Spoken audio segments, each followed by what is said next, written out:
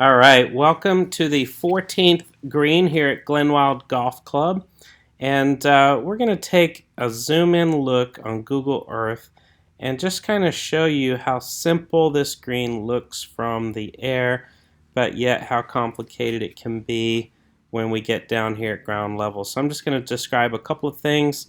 Right here on the right hand side of the green is a valley, and this valley over here sits about 6 feet below the surface of the green.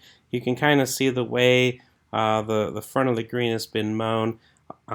This area just to the front right also has a false front runoff area, which causes balls to come off the green and collect in this area. There's a slight ridge here in the front, very front of the green, which also causes a little bit of a runoff here to the left.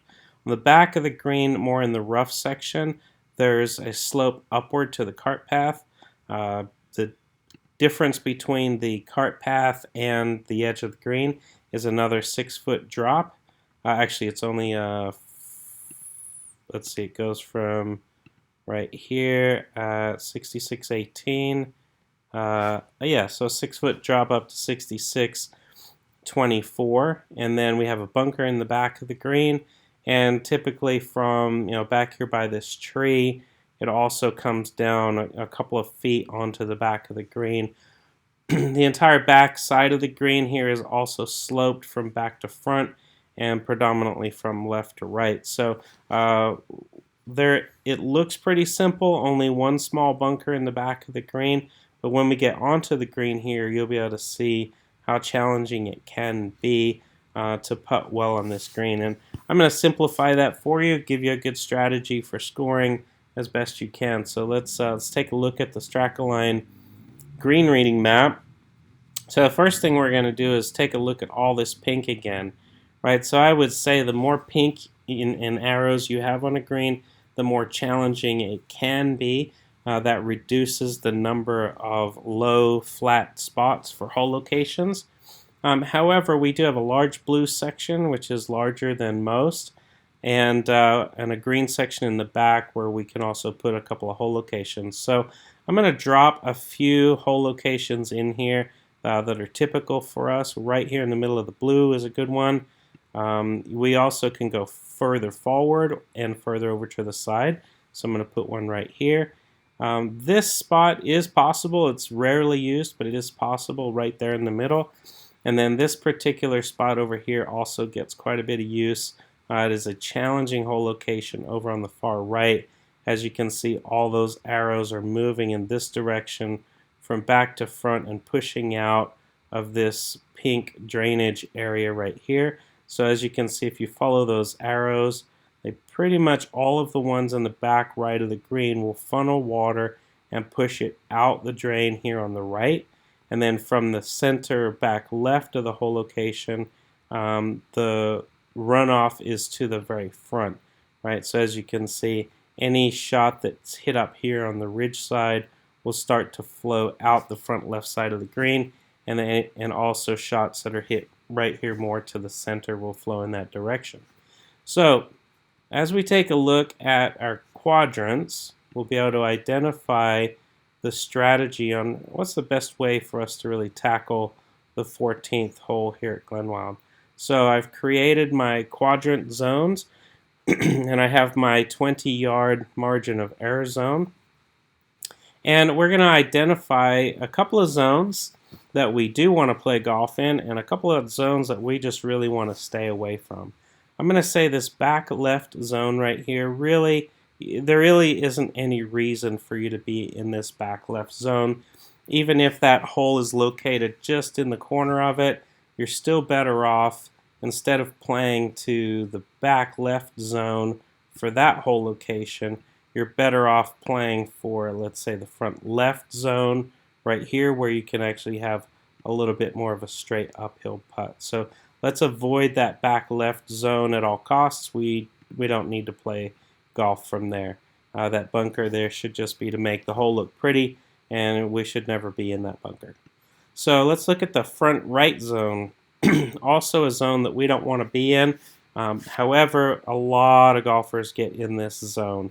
I would say avoid this area because this also has an automatic golf ball return machine in this false front, and you can get some pretty sticky tight lies down here, and if you happen to snag one, scuff one a little bit, and don't have the energy to climb up that 6 feet of incline, it's going to stay in that collection area, that runoff area, and just for a moment, and then it's going to roll all the way back down the hill to your feet. So back left and front right, we do not want to be in either of those zones.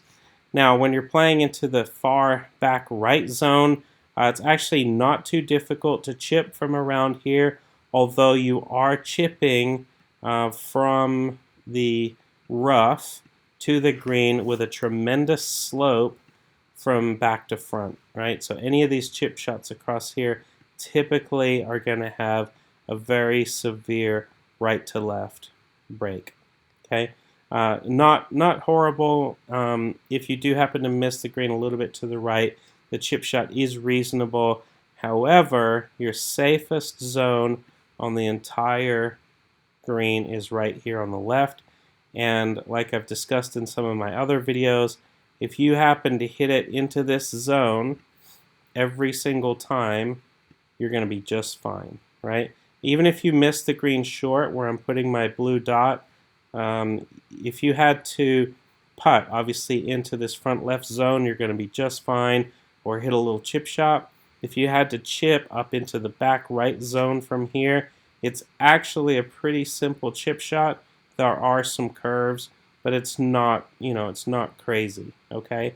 It would be a much harder chip shot to that back right hole location from here, and probably equally as difficult from just pin high right.